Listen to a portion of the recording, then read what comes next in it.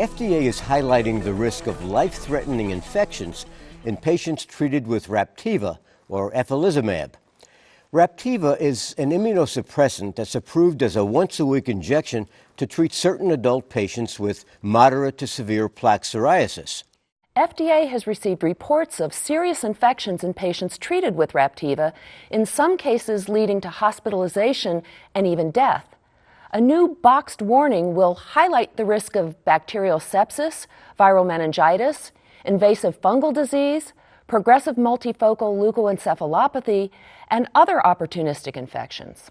Raptiva's label will also be updated to include data from studies of juvenile mice. These data suggest that repeated administration of Raptiva to pediatric patients may lead to permanent suppression of the immune system. Raptiva is not approved for children under 18 years of age.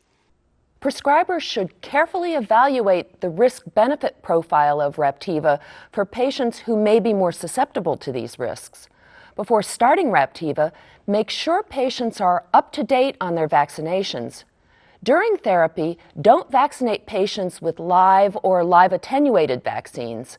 Also, giving inactivated vaccines during Raptiva treatment may not produce an adequate immune response.